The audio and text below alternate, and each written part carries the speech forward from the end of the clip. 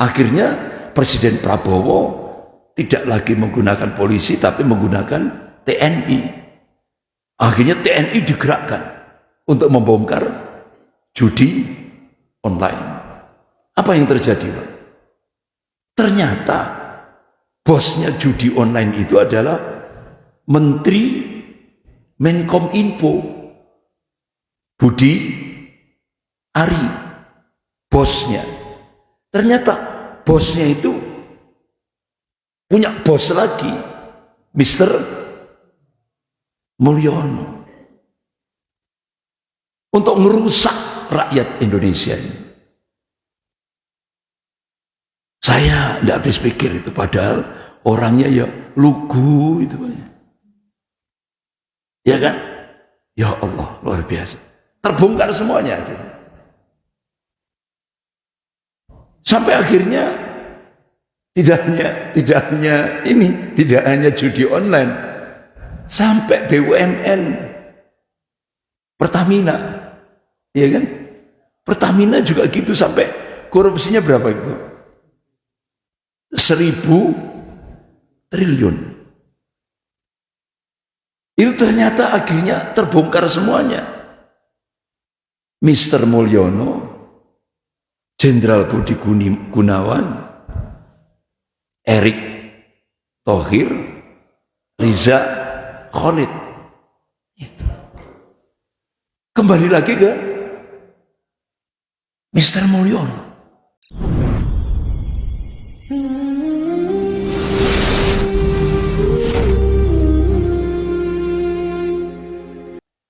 Ma'asyiral muslimin jamaah subuh rahimakumullah. Ketika kita mencoba untuk melihat masalah ummah, problematika umat kekinian, ketika kita mencoba memotret kehidupan kaum muslimin, lebih khusus di Indonesia, ada fenomena wala, loyalitas, dukungan kepada orang-orang kafir. Ini benar-benar sudah jadi fenomena. Bapak-bapak, ibu-ibu yang dimuliakan Allah, ya memang semakin akhir zaman fitnahnya semakin besar, tantangannya semakin berat dan semakin kompleks. Jadi benar-benar iman kita diuji betul oleh fitnah-fitnah akhir zaman. Padahal Rasulullah SAW memberikan peringatan. Saya kira peringatan Rasulullah itu cukup keras itu, Pak. Bapak-bapak, ibu-ibu. Qala Rasulullah SAW, man tasabbaha biqaumin fahuwa minhum. Barang siapa yang niru-niru satu kaum, maka dia termasuk kaum itu sendiri. Ini. Artinya kita dilarang oleh Rasulullah untuk tasabbuh bil kuffar, niru-niru adat istiadat kebudayaan orang-orang kafir. Dilarang oleh Rasulullah. Bahkan Syekhul Islam Ibn Taimiyah rahimahullah, ketika beliau mengkaji hadis ini, beliau mengambil satu khulasah, kesimpulan. Jadi meniru-niru adat istiadat kebudayaan orang kafir itu dilarang secara global dalam agama ini. Tapi kenyataannya di lapangan, ya Allah, miris kita. Jadi umat Islam sekarang ini tidak hanya tasabbuh, tidak hanya niru-niru, tapi sudah sampai pada ittiba'ul kufar, ngikuti orang kafir, baik dalam skop individu, istimaiyah, kemasyarakatan, bahkan sampai dalam kehidupan berbangsa bernegara. Ini benar-benar miris sekali. Bapak-bapak, ibu-ibu yang dimuliakan Allah.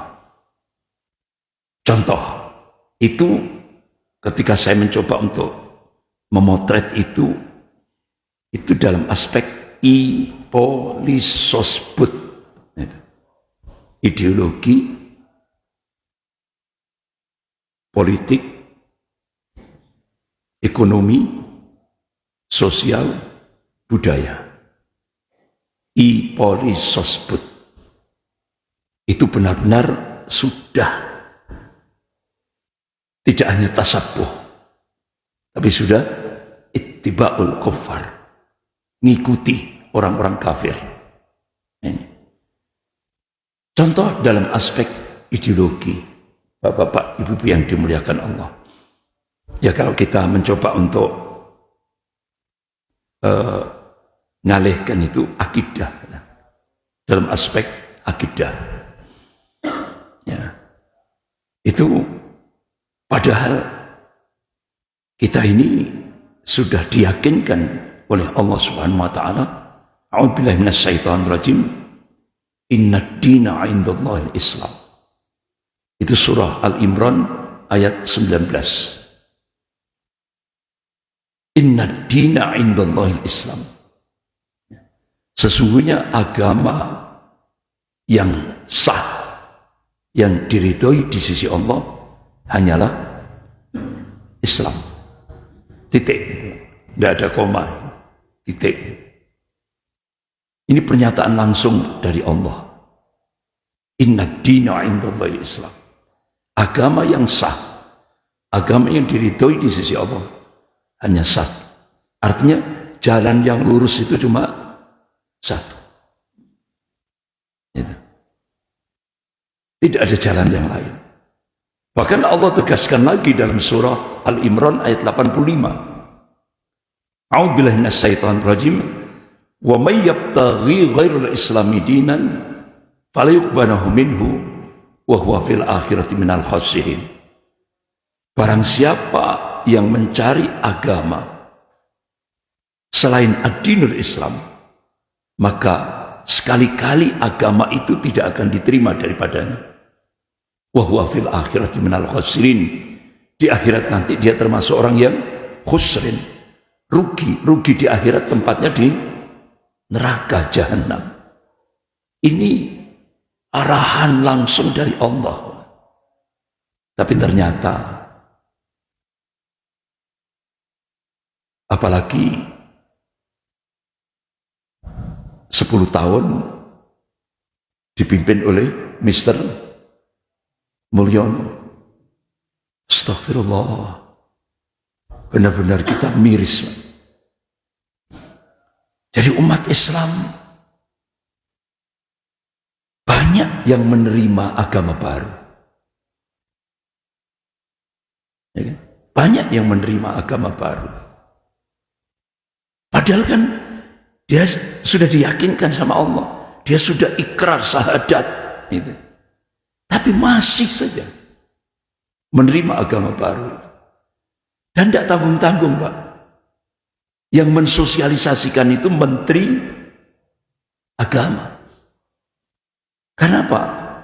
Kalau beliau ketangkap, otomatis kan akan nyanyi, Pak. Dan nyanyinya itu nyaring sekali. Ya kan? Siapa yang memerintahkan saya? Mr. Mulyono. Ujung-ujungnya seperti itu.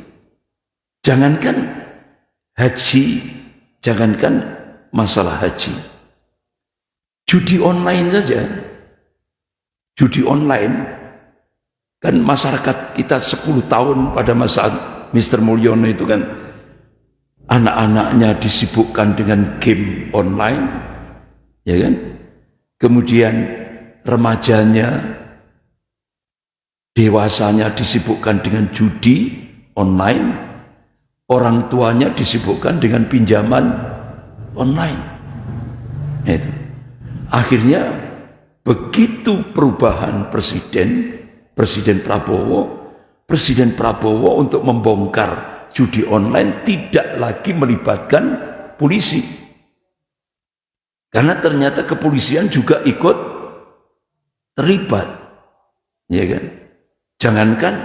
Jangankan judi online.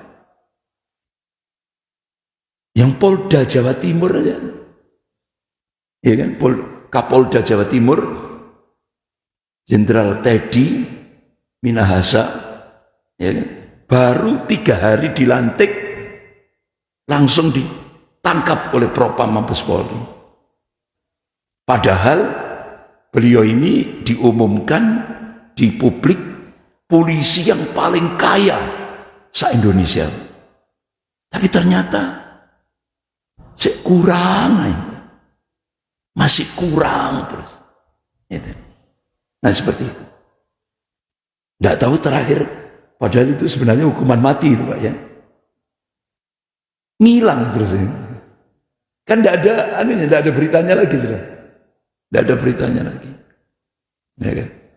Jadi bapak ibu yang dimuliakan Allah, akhirnya Presiden Prabowo tidak lagi menggunakan polisi tapi menggunakan TNI. Akhirnya TNI digerakkan untuk membongkar judi online. Apa yang terjadi, Pak? Ternyata bosnya judi online itu adalah Menteri Menkominfo Budi Ari, bosnya. Ternyata bosnya itu punya bos lagi, Mr. Mulyono, untuk merusak rakyat Indonesia ini. Saya tidak habis pikir itu, padahal orangnya ya lugu itu. Ya kan? Ya Allah, luar biasa. Terbongkar semuanya. Sampai akhirnya tidak hanya judi online, sampai BUMN Pertamina, ya kan? Pertamina juga gitu, sampai korupsinya berapa itu? 1.000 triliun. Itu ternyata akhirnya terbongkar semuanya. Mr. Mulyono, Jenderal Budi Gunawan, Erick Thohir, Riza Khalid. Itu. Kembali lagi ke Mr. Mulyono. Nek ngono duitnya akeh Pak ya. Bahkan pasir laut dijual itu, terus duitnya apa masuk ke kas negara? Enggak. Nah itu. Jadi bapak ibu yang dimuliakan Allah, inilah beberapa fenomena tadi. Balik lagi kepada agama tadi itu, agama baru tadi. Jadi yang mensosialisasikan itu Menteri Agama, Pak Yakut Komas. Apa agama baru itu? Pluralisme agama. Satu keyakinan yang menganggap semua agama sama. Itu sudah, Masya Allah. Padahal dia sudah menyatakan inna dina indallahi Islam. Inna dina indallahi Islam. Agama yang sah, agama yang diridhai di sisi Allah hanyalah Islam. Bahkan pernah bapak ibu, saya mencoba untuk melakukan riset itu. Ternyata di lereng-lereng Gunung Bromo, lereng Gunung Semeru, lereng Gunung Kawi, saya coba Pak. Ternyata agama baru ini lebih ekstrim di lereng-lereng gunung itu. Karena Pak, dia cuma lihat TV. Ya kan? Kalau di kota kan tidak hanya TV, medsos, ya kan? Nah itu sempat saya tiana, Ustaz, agami sedaya agami niki sami mawon. Sing penting apik kali tonggo. Coba Pak. Ikan ekstrem. Semua agama sama. Yang penting berbuat baik sama tetangga. Ini lebih ekstrim lagi. Padahal jumhur ulama ahlus sunnah seluruh dunia itu sepakat kalau umat Islam menerima agama baru ini, satu keyakinan yang menganggap semua agama sama, itu dihukumi itu masuk nawaqidul Islam, batal syahadatnya, gugur syahadatnya, gugur imannya. Berarti dia harus syahadat ulang. Seperti itu. Ini jadi fenomena di tengah masyarakat kita. Itu belum lagi dalam kehidupan berbangsa bernegara. Dulu pasca merdeka, negara kita itu kan konstitusinya negara Republik Indonesia berdasarkan ketuhanan yang Maha Esa, tauhid, ya kan? Nah itu.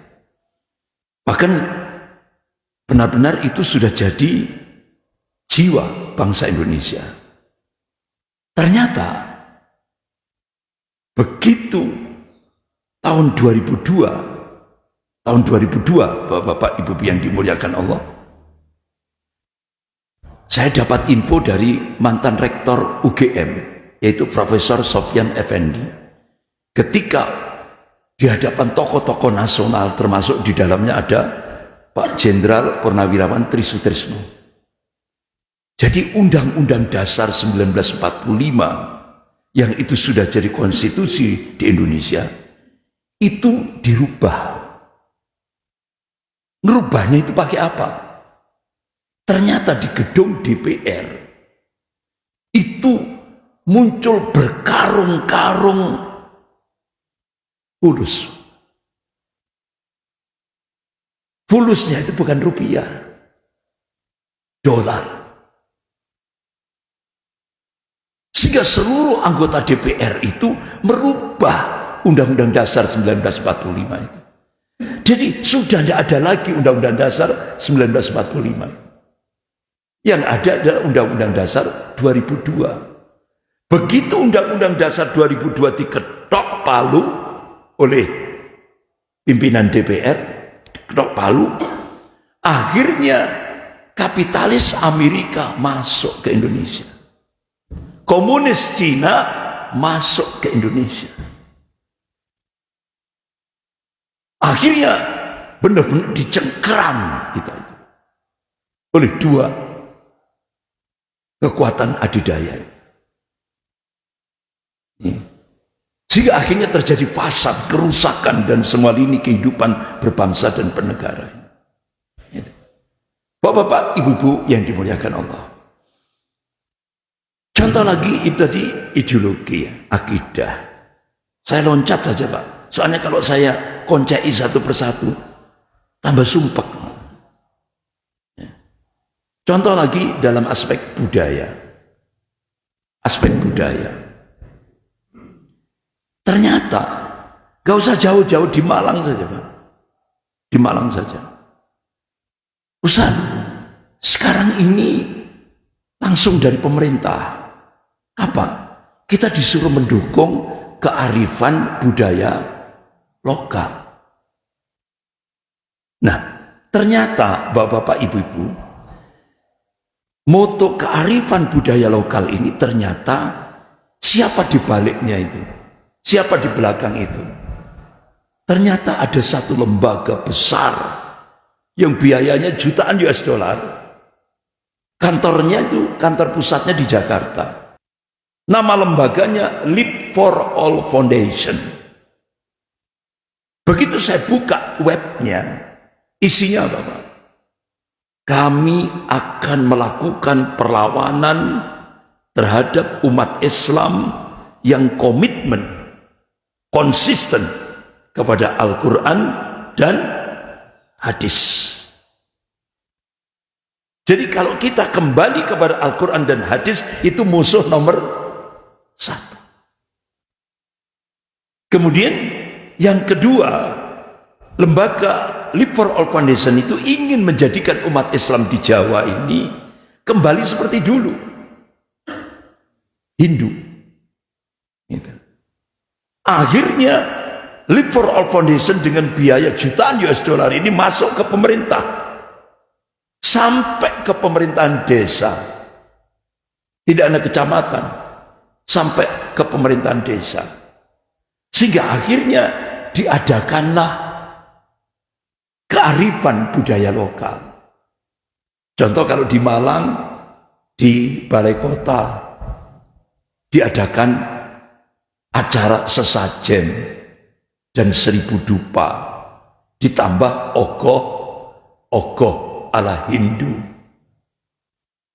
Ya kan? Padahal mayoritas umat Islam di Malang ini kan mayoritas Islam. Kemudian di beberapa tempat diadakan acara, di hampir menyeluruh di Malang Raya, acara bersih desa, sedekah bumi. Kalau di pantai selatan, larung laut. Ditambahi lagi bantengan. Nah, ini pembiayaan terbesar itu dari Live for All Foundation. Artinya apa? Bapak-bapak, ibu yang dimuliakan Allah, umat Islam itu diminta lagi untuk membangkitkan budaya-budaya syirik. Itu. Coba contoh acara bersih desa. Itu kan bikin tumpeng, bikin buah-buahan dibuat gunung-gunungan, terus tumpengnya dibuat gunung-gunungan, itu kan, ya kan, model seperti itu. Kemudian diarak keliling desa. Tujuannya apa? Supaya desanya selamat. Nah ini Pak, ini kan syirik akbar, bisa mengeluarkan seseorang dari adilul haq, agama Allah yang hak ini. Nah itu Pak.